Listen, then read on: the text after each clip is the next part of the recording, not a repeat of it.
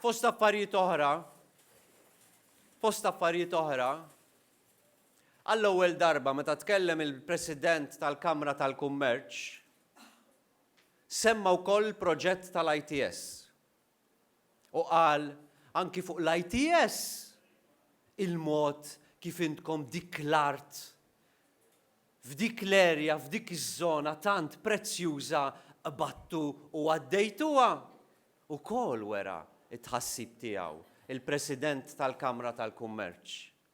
U tħassib illi wera il-President tal-Kamra tal-Kummerċ fuq din id-deal tal-ITS huwa l-istess tħassib illi esprimejna aħna, illi tkellimna fuq aħna fil-Parlament u barra l-Parlament.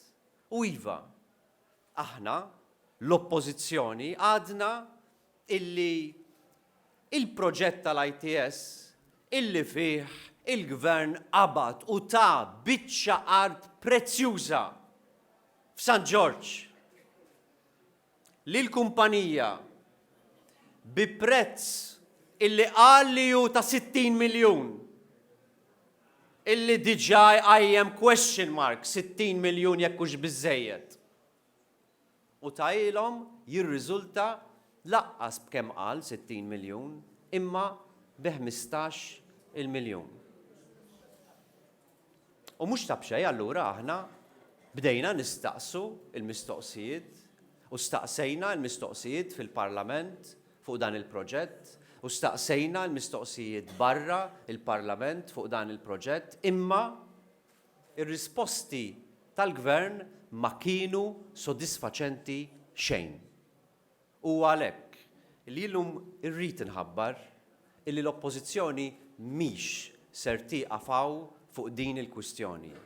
Fil-jiem li ġejjin, l-Oppożizzjoni ser tieħu din il-kwistjoni għand l-Awditur Ġenerali u titlob lill-Awditur Ġenerali sabiex jinvestiga dan il-każ kif huwa xieraq u jinvestiga b'mod partikolari għaliex din l-art ġiet trasferita bi prezz daqshekk baxx, daqshekk ridikolu u għaliex ukoll il-Gvern naqas milli jiġi quddiem il-Parlament biex jitrasferixxi din l-art.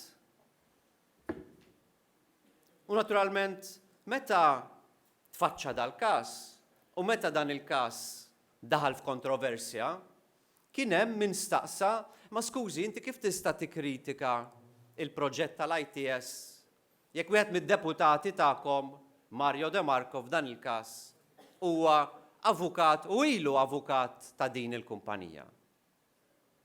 Jiena nemmen li din hija kwistjoni li n-nies għandhom dritt ikollhom tweġiba u tweġiba xierqa għaliha. Jiena l-bieraħ u anki fil-jiem li għaddew tkellimt ma' Mario De Marco.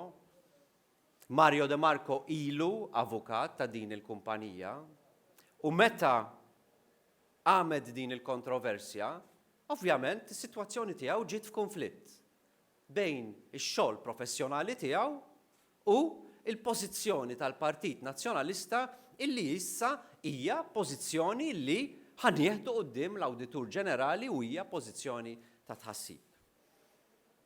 Jiena tkellimt ma' Mario De Marco u Mario De Marco il-bieraħ qalli illi hu ser jirrinunzja għall-inkarigu professjonali tiegħu minn dan il-proġett. U jiena nemmen illi din hija it-triq it-tajba.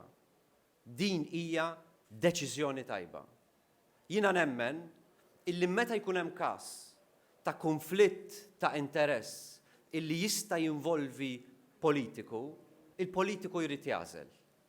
Jew se jżomm interess, jew se jżomm interess ieħor. Mario De Marco il-bieraħ għażel u għażel il-Partit Nazzjonalista.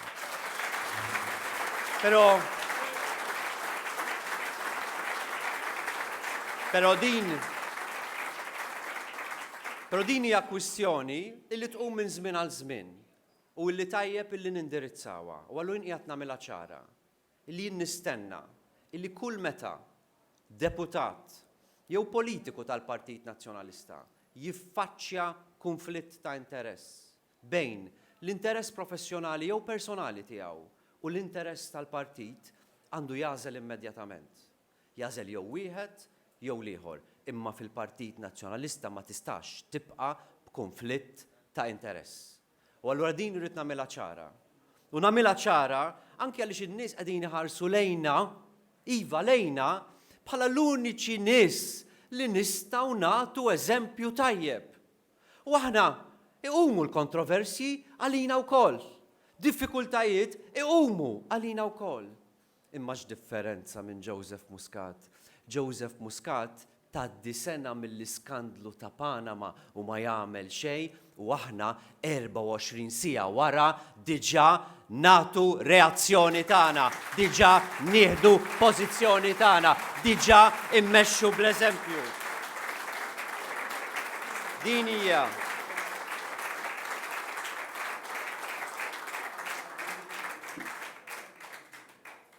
hija pożizzjoni u din hija deċiżjoni li hija importanti għalina anki għaliex jien m'iniex lest naċċetta illi jkun hemm bniedem hemm barra illi jaħseb illi l-pożizzjoni tal-Partit Nazzjonalista hija deċiża minn xi ħadd jew minn xi interessi privati barra il-Partit Nazzjonalista. Qiegħed nagħmilha ċara, la jien u wis inqas il-Partit Nazzjonalista maħna għal-bejħ. La jien u wis inqas il-Partit Nazzjonalista maħna lesti ninxtraw.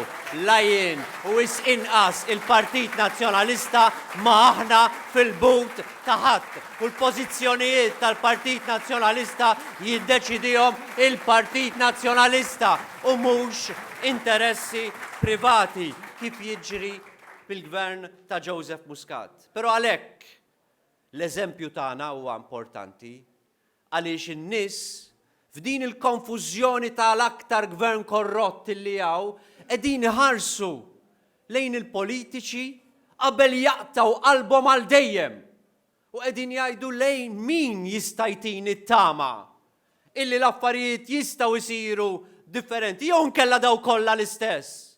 Jew nkella daw kollha maħmuġin l-istess. U jien li dawn in-nies ngħidilhom, il-Partit Nazzjonalista jagħtik it-tama illi jista' jkollok politika nadifa, illi jista' jkollok l-onestà, l-integrità u l-verità. Għaliex minn Joseph Muscat in-nies qataw qalbhom